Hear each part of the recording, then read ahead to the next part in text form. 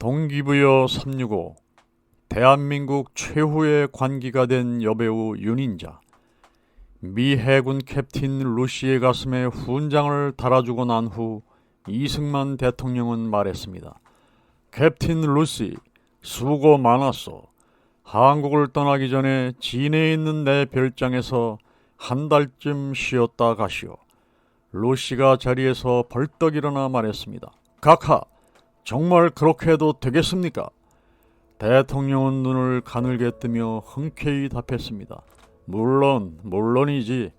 그때 윤인자 씨도 함께 오시오. 대통령은 윤인자를 바라보며 말했습니다.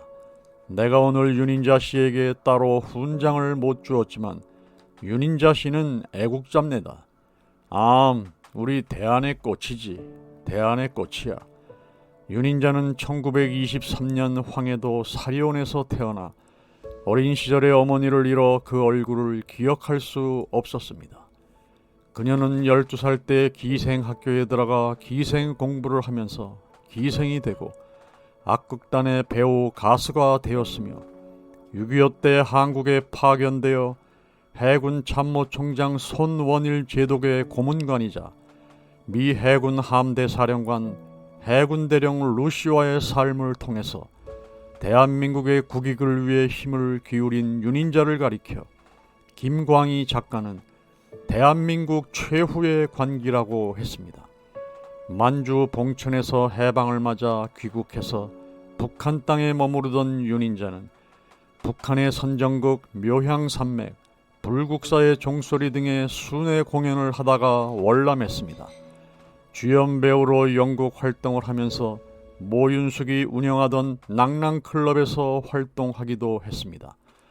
그때의 낭낭클럽은 고급 사교 클럽으로 국내외 고위층 인사들이 드나들었습니다.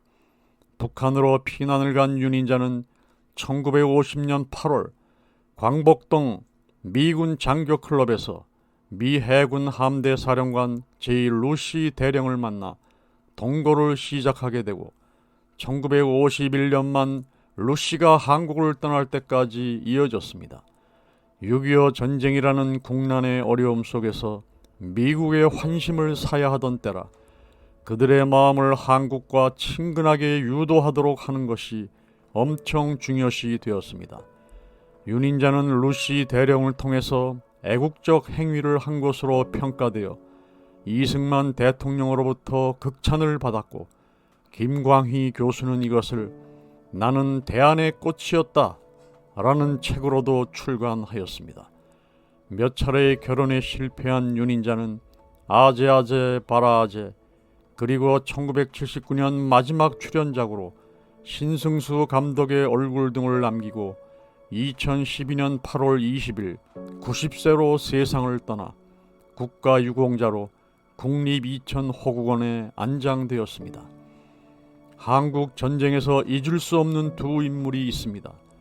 국가보훈처로부터 6.25의 전쟁 영웅으로 선정된 바 있는 고 현봉학 박사와 북한군의 기습에 밀려 낙동강 정선마저 위협을 받을 당시 한국 해군의 요청을 받아들여 대한민국 최후의 관기가 된 배우 윤인자가 그 주인공입니다. 미 해군 함대 사령관 루시 대령의 여인이 된 윤인자는 루시를 적절하게 이용했습니다. 루시 대령의 도움을 받아 미군 부대 PX에서 물건을 사서 장사를 시작했는데 대박이 났던 것입니다. 윤인자는 대박난 거금으로 자선단체에 흔쾌히 기부도 하고 영국 영화 제작에 조건 없이 자금을 내놓았습니다. 루시 대령에게 부탁하여 고아들이 입을 옷과 칫솔, 치약 등을 챙겨 손제독의 부인 홍은혜 여사와 함께 봉사활동을 다니기도 했습니다. 또한 홍 여사와 윤인자는 해군 병원선을 자주 찾아가서 젊은 병사들의 손을 잡아주고 아무 연고가 없는 병사나 특별히 외로운 병사들을 위한 기금도 기부했습니다. 전쟁으로 인해서 먹지 못해 쓰러진 남매에게 방을 얻어주고 학비는 물론 일자리까지 마련해 주는 등 보이지 않는 자선활동을 계속했습니다. 그러던 어느 날 윤인자는 루시 대령과 헤어져야 할 시간이 다가오고 있음을 직감하고 있었습니다. 내가 당신을 높이 산 점은 한 번도 나에게 직접적으로 돈 이야기를 한 적이 없었어.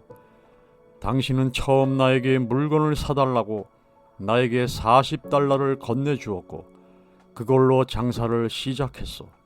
참 대단한 여성이요. 나는 당신의 청을 들어 처음에는 PX 물품을 사주었지만 나중에는 일본에서 고가의 물건을 사들였어. 사실 이 일은 함대 사령관이 하기에는 부적절한 일이었어.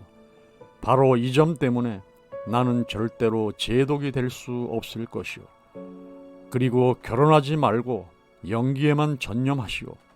그 많은 돈을 한국 남자에게 맡기는 순간 그 돈은 날아가 버리고 말 것이오.